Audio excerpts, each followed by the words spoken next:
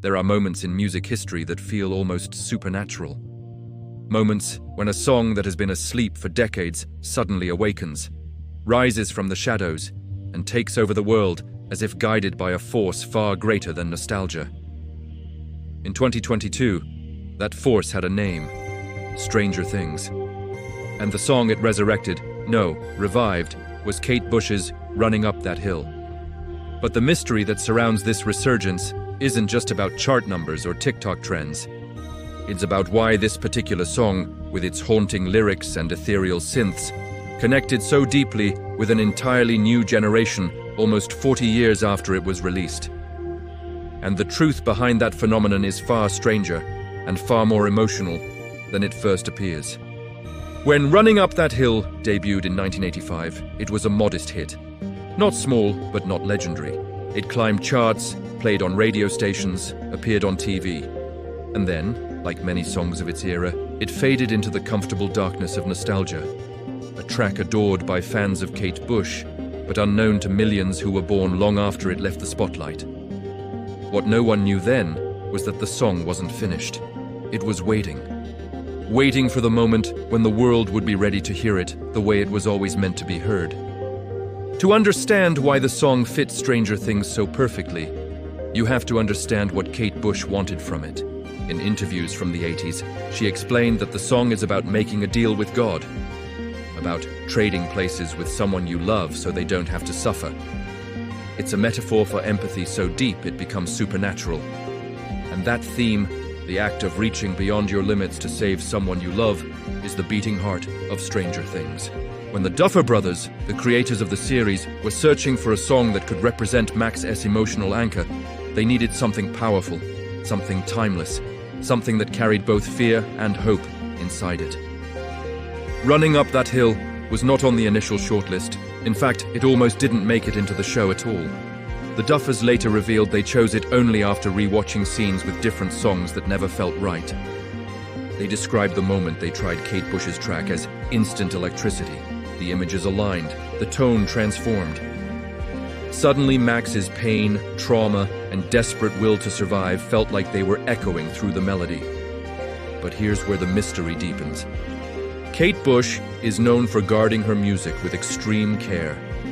She almost never approves sync licensing for major media. The Duffers expected a rejection, or, at best, months of negotiation. Instead, Kate gave her approval almost immediately. She said she loved the show and trusted what they were doing. Some say the timing felt uncanny, almost destined.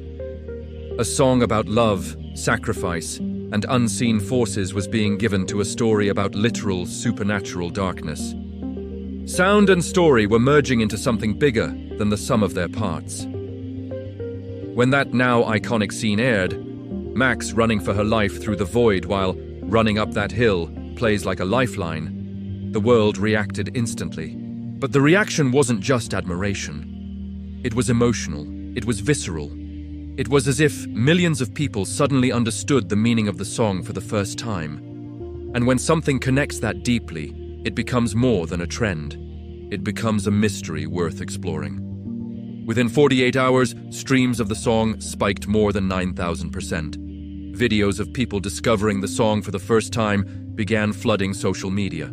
Teenagers who weren't even alive when the song was written were posting emotional reactions, saying it felt like the soundtrack of their own hidden struggles. People who had grown up with the song described the resurgence as surreal, like witnessing a ghost from their youth suddenly come back to life. Something about the combination of the song and the scene struck a nerve the world didn't realize it had.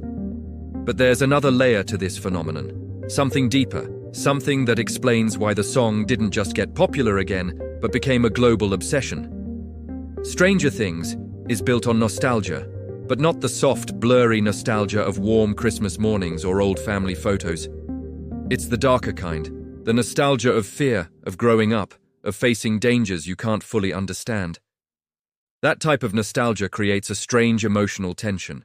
It feels both comforting and unsettling. And Running Up That Hill, with its pulsing synths and ghostly vocals, captures that exact tension. It pulls you back to the past while whispering warnings about the present. The structure of the song itself plays into this effect. The drum machine heartbeat never stops. The synth pads swirl like fog.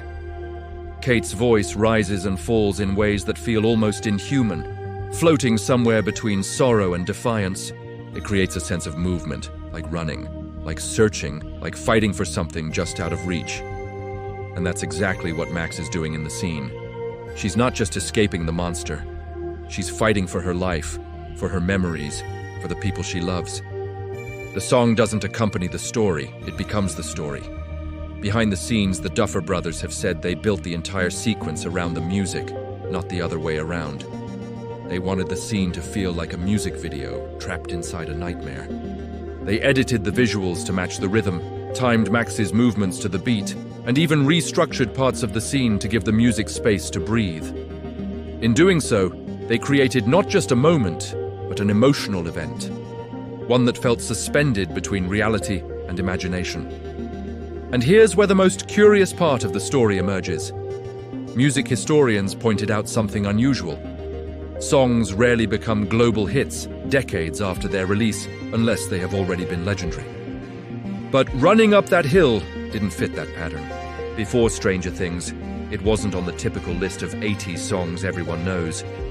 It wasn't Take On Me or Sweet Dreams or Africa. It was a cult classic, not a mainstream anthem. So how did it jump from niche love to universal recognition overnight? One theory was that the song S structure is ahead of its time, almost too modern for 1985.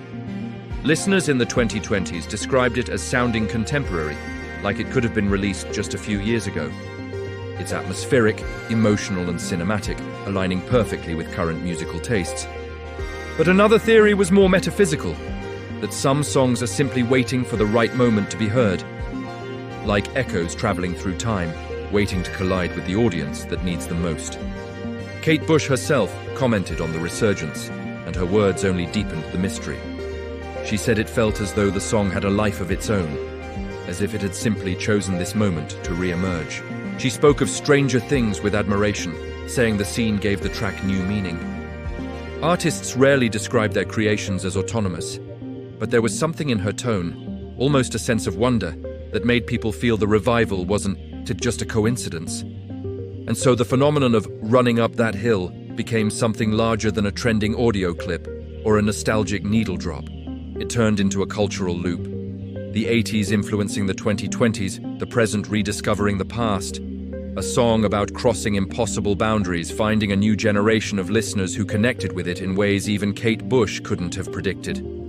Stranger Things didn't just make the song popular again. It unlocked something hidden inside it, something emotional, something universal, something that feels just a little bit supernatural. In the end, this isn't just the story of a song becoming viral. It's the story of how a piece of art can travel through time, fall asleep, wake up, and speak to millions who were never meant to hear it, yet needed it more than anyone could have imagined. A mystery not of ghosts or monsters, but of music itself. Its power, its timing, and its strange ability to come back when the world isn't just listening but ready.